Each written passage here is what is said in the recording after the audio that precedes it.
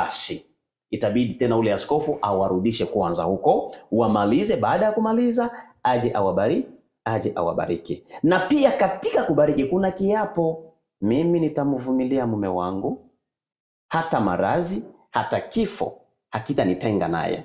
Si ndio kiapo tunaapa hicho? Ndiyo. Mume anaapa na mke anaapa. Sasa umeapa wiki 2 tayari mambo haya hivi. Je, kule ndani kuna nini?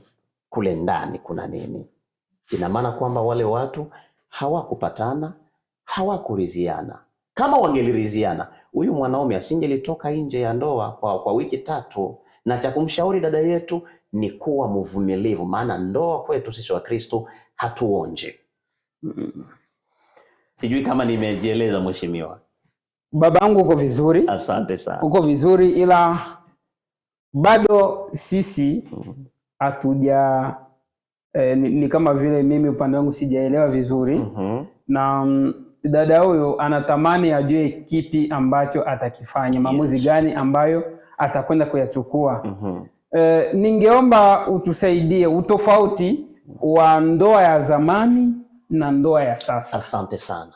Hiyo ni maswali mawili. Hapo tutasoma andiko ili tusijieleze, lakini tuache Mungu atueleze. Sasa hivi cha kumshauria huyu dada, kama nilivyosema kwamba katika ndoa hakuna kupima, yeye avumilie. Kitu cha kwanza ni kuvumilia. Ndiyo. Kitu cha pili, afanye kila aina ya strategies ili kuweza kumrudisha mume wake kwenye msingi. Sababu tunaweza kusema ndoa, harusi, lakini huku ndani kuna matatizo. Labda mke hajui kumkea mume. Hicho ni kitu kingine wa saikolojia wanasema. So ni lazima huyu dada huyu ajue namna gani ya kumkea mume wake, kumtunza mume wake, kumshughulikia mume wake. Na tunaposema kushughulikia, tunashughulikia kiroho, kimwili, pia kiafya, pia kitendo. Unaweza kuwa mke unajua kunihudumia tumbo, lakini tunapoingia sasa kwenye ndoa hakuna kinachoendelea kule. Inabidi huyu dada ajiulize. Baada ya kujiuliza, atafute kila strategy za kuweza, labda siku nyingine mkija nitatoa baadhi ya strategies za kuweza kumvuta mume wake na kumrudisha kwenye msingi. Na pia sasa kama vile Wakristo asiache kumshirikisha Mungu. Na hata wale maaskofu ambao wamebariki ile harusi pia awashirikishe, baba, mimi nina matatizo kwenye familia yangu, munisaidie kimaombi. Tuingie sasa kwenye swali, harusi ya zamani. Harusi ya zamani wala mahusiano ya zamani yalikuwa tofauti kabisa na haya ya kwetu. Ya zamani wazazi walituamulia, lakini ya leo tunajiamulia wenyewe. Ya zamani hata binti usingelifika tu na kumgusa binti, hapana, lakini ilikuwa ni distance. Hata bibi mwenyewe alikuwa mnapokaa na yeye, labda usingeliona hata sura yake, hata meno yake. Lakini kwa sasa unajikuta mko mnazungumza tu just the first day. Bundles zinaniishia. Sijui mavazi yanachafuka. Ile sasa unachumbiwa leo, unapitwa na muvisha ule kijana gharama zako zote. Hayo ni matatizo mheshimiwa. Hebu tuende kuona ile kitabu cha Kutoka. Ndiyo. 24 mstari wa 4. Inasema hivi, kitabu cha Mwanzo, kumrazi. Tuone Mwanzo 24 ule mstari wake wa 4. Inasema hivi, nitasoma kwa lugha ya Kiingereza. But will go to my country and to my kindred and take a wife for my son Isaac. Hii tuiite ni harusi au mpango. Unasikia kitu kinachoanza? Mpango au mahusiano kati ya nini? Ya Rebeka na nani? Na Isaka. Nini kilifanyika? Ibrahimu au niseme baba yake na Isaka, Yakobo, alifanya kitu gani? Alimwambia mtumishi wake kwamba utaenda nyumbani kwetu ukamtafutie mtoto wangu nini? Mwanamke wa maisha. Unanielewa kiongozi? Ndiyo. Hiyo ni utofauti wa kwanza, kwamba wazazi wetu walitutafutia na sisi tukatii. Maana mzazi hawezi kumtafutia mtu kitu kibaya, mtoto wake kitu kibaya. Ndiyo. Lakini leo unapokuja kwangu kama vile baba yako, baba nataka kuoa, waseme hapana, nenda kwa shangazi yako, kwa mjomba wako na binti mzuri, utasema mimi sijampenda, vile vyenu vilikuwa ni vya zamani. Lakini hakuna vya zamani na vya mpya. Unasikia mzee wangu? Maana katika ndoa, ikiwa ndoa nyingi zinaharibika leo ni kwa sababu hazina misingi.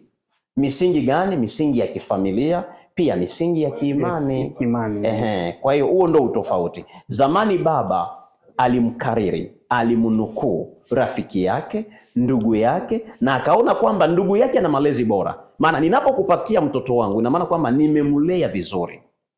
Unasikia kiongozi? Huo ndio utofauti. Lakini leo sasa sisi tunajiamulia, naenda huko, naona fie yoyote ule, nasema huyu atanifaa. Sasa tunatazama nini? Tunatazama pua, tunatazama sura. Lakini wa zamani zaidi walitazama moyo. Pia walitazama malezi. Na tabia pia. Na tabia ndo malezi hayo kiongozi. Ndio maana tumesema kwamba chakula ambacho kinafunikwa kinakuwa na ubora wake. Sasa tunapoangalia watoto wa leo, wanakuwa na mode zinaitwa mafashion. Wakati Paulo kwenye kitabu cha Waroma 12 anasema ne vous conformez pas au siècle présent. Isi tusiambatanishwe na namna ya ulimwengu wa sasa. Unakuta dada iko navala, kwanza unavala mpaka paja yote iko nje.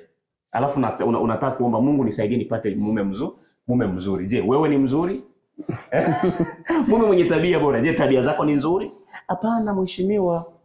Huo ndio utofauti uliopo uhusiano ya zamani na ya sasa. Tena nirudie, ni paraphrase. Ni kwamba mahusiano ya zamani yalikuwa pia yanalenga mila, yanalenga pia utaratibu wa kimungu. Nikiona mila yako inanipendeza, nitakuja kutafuta mtoto kwako. Nikiona wewe ni Mkristo, ni mcha Mungu, na mimi ni mcha Mungu, malezi yako na yangu yanaendana, basi nakuja kwako. Sababu gani? Ulivyowafunza watoto wako ndivyo nilivyomfunza mtoto wangu. Unaona mheshimiwa? Ndio. Ndio jinsi mambo yalivyo. Na nirudie nyuma kidogo. Kuna dada ambaye amejiuliza, je, mimi nimependwa, nikaingia kwenye mahusiano ikavunjika, nikaingia kwenye mahusiano mengine ikavunjika. Je, ni jaribu? Sio jaribu. Maana wakati Mungu hajakutumia hatima yako, hata kama mahusiano yanaweza kuvunjika 100, it's okay than running a risk. Ina maana kwamba ni bora kuvunja mahusiano 100, 1000 kuliko kuingia kwenye ndoa siku moja, siku mbili mnaanza kuchitiana au ile ndoa ikavunjika. Ni bora zile mahusiano zote Mungu bado hajamtumia ule dada mahusiano yaliyo bora. Lakini mahusiano yaliyo bora yatakapofika tu ataenjoy maisha. Kwa hiyo aendelee kuwa mvumilivu. Nadhani ni dada Angel huyo. Aendelee kuwa mvumilivu hadi pale ambapo Mungu atakapomtumia mtu wa sawasawa yake. Mtu atakayemtunza kimaisha, atakayemjali, naye pia akamjali mume wake. Ndio hivyo kio. Mambo ni makubwa, mambo ni mazito sana. Mambo ni mazito na tunajivunia sana kuwa na nyinyi. Asante sana. Na ndio maana uwepo wenu ni wa muhimu sana kwetu. Na vijana bado tunawahitaji.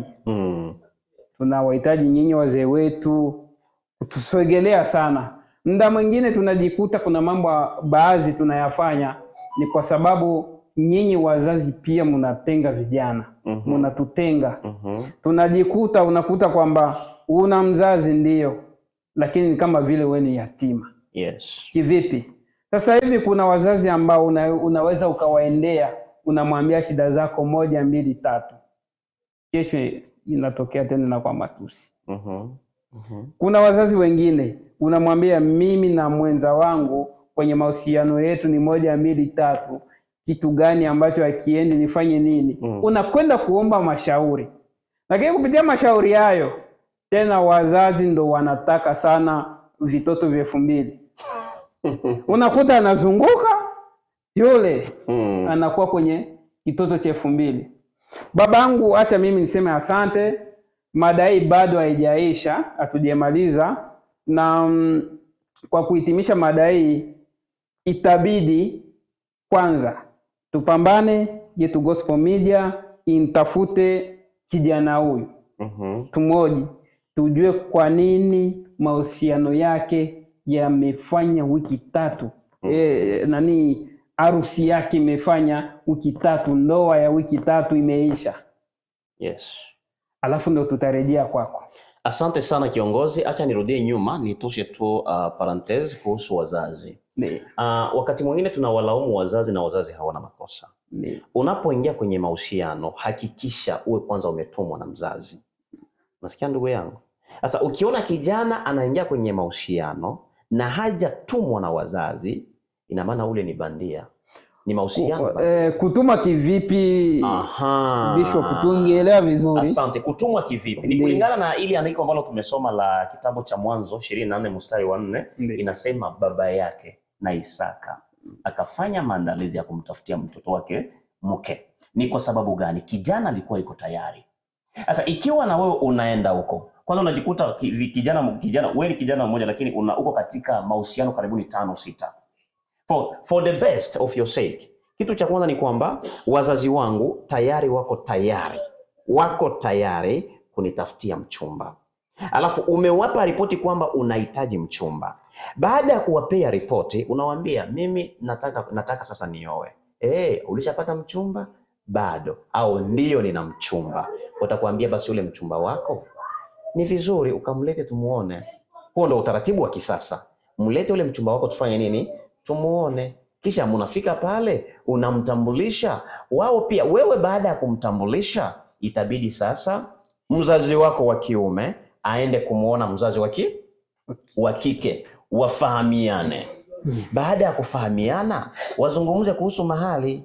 Baada ya kuzungumza kuhusu mahali, ni taratibu sasa za kukuingiza kwenye harusi. Lakini ikiwa kuna matatizo huku sasa kati ya nini? Ya ushirika wako, ya relationship yako au mahusiano yako. Unapokuwa huko na tatizo, usijaribu kuhandle ile tatizo mwenyewe. Mshirikishe. Kama ni wewe ndo mwenye makosa, yule binti alete ripoti kwa wazazi wako. Ikiwa ni binti ndo mwenye makosa, ikiwa wewe ndo mwenye makosa au binti, peleka ripoti kwa wazazi wake ili waangalie namna gani watakusaidia na kumsaidia mtoto wao. Na ukiona kwenye mahusiano hizo vurugu zinaanza, hii familia ya kike haieleweki, ya kiume haieleweki, hayo mahusiano mzee yanawe baada ya kutokuja kukulia na kusaga meno kesho. Maana kwenye harusi tumesema tena hakuna jaribio. Unapoingia unafanya nini? Unaingia. Yes. Asante sana. Tunashukuru, ila labda kwa kufunga kipindi chetu unawaambiaje watazamaji wa Yetu Gospel Media? Okay, kwanza mimi kabla sijaenda watazamaji wetu, kwanza mimi ni washukuru sana, maana mumefikiria kitu kizuri sana. Kuna watu wanahangaika, kuna watu wanalia. Ila pia tuko na chuo chetu ambacho tunadili na mambo ya marriage counseling. Ukijikuta una mtu ambaye anasumbuka sana kwenye ndoa, hebu tu connect naye tumsaidie kufanya counseling au mashauri ya nini? Mashauri ya ndoa. Ile itakuwa ni kitu kizuri sana. Na katika kuwashukuru, niseme tena muendelee na hii program kama nilivyosema tangu awali kwamba hii program haitawasaidia tu wanandoa, hapana, ila pia itasaidia kumobilize, kuamsha vijana waamuke wamtumikie Mungu. Maana nyinyi mnaenda na mambo ya gospel zaidi. Vijana wengi watakuja kwenu ili pia wafate mafundisho yenu, na haya mafundisho yenu pia yatawabadilisha wale vijana. Na kwa watazamaji wetu niseme tu kwamba Mungu awasaidie, muendelee kulike, kusubscribe na kushare, pia kuwaombea watu wetu au viongozi wa Gospel Media. Mungu awasaidie kiuchumi ili kuendeleza hii kampuni iende mbele na iendelee kuitangaza Injili. Kwa hiyo Mungu pia akubariki kwa kuwafuatilia na pia kwa kuleta hitaji zako kwao ili wakutafutie majibu. Maana wewe unaleta mahitaji, wao wanatafuta nini? Unaleta problem, wao wanatafuta solution. Na ndio maana wamekuja kutuona.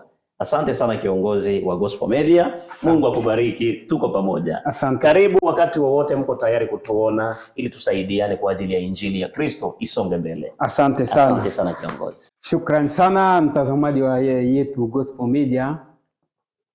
Matumaini yetu ni kwamba umeelewa kipi ambacho mchungaji wetu, bishop wetu ameongea, na madai bado haijaisha, hatujamaliza madai. Madai inaendelea. Gospel Media itajitahidi hadi tumpate yule kijana ambaye harusi yake imekwenda kufanya wiki 3. Baada ya kujua chanzo, kwa sababu hatuwezi